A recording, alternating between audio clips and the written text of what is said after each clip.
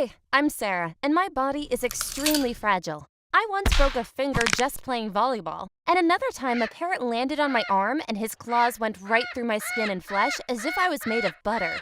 Doctors don't have a name for my condition, but my mom couldn't afford to spend any more money on medical bills for me. Therefore, each day after school, she would lock me up in an empty room where I couldn't injure myself. But before I continue, please subscribe to share my story. The room only had a pillow to sit on and some books to read. Without any furniture, I couldn't hit my leg anywhere. And to read books, I always wore gloves to avoid cutting my skin. I spend most of my time looking out the window, though, to watch my sister Kiara play with her friends. I envied her so much. She was popular, adventurous, and an athlete. She even won a national hockey tournament, something my mom was super proud of. Here, take a photo of your sister and me. While I was a loser, my sister was living her best life, and she kept rubbing it in my face. She once told me, people like you that get easily injured aren't meant to survive. Had you been born thousands of years ago when humans lived in the wild, you would have died young and quickly been forgotten. It's called survival of the fittest, or in your case, death of the weakest.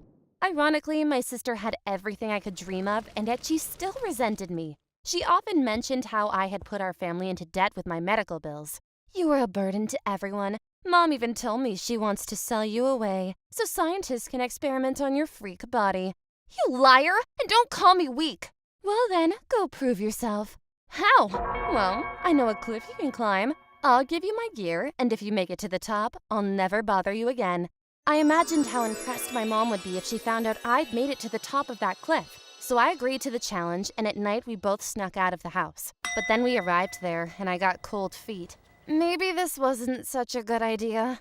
No, I climbed it many times. It's safe as long as you use your pittance. It was too late to back out, so I started climbing. It was an easy route, but also a windy night. The climb should only take an hour, but 2 hours later, I was barely halfway up and completely exhausted. Then a gust of wind threw me off and smashed me against the rock face. I broke my wrist and couldn't continue climbing. Meanwhile, my sister had already gone back home, which meant I hung there until the next morning when Kiara came back with Mom. Have you lost your mind?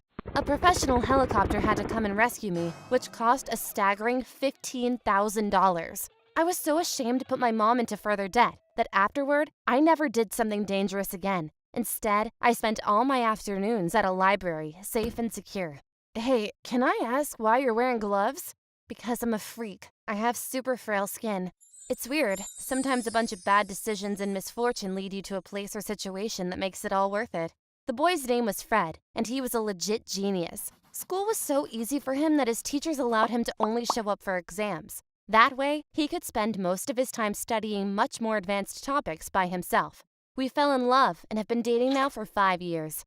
When Fred was 17, he even published this software tool for businesses that even today, 8 years later, makes us $20,000 a month with no work required whatsoever. It's completely passive income, and it allows us now to travel the world completely stress-free. Fred is super kind and also always makes sure I don't injure myself. I guess that dating a nerd isn't the worst thing. So please never lose hope. Life can always change in an instant. If you liked my story, go subscribe to share my story and leave a like on this video.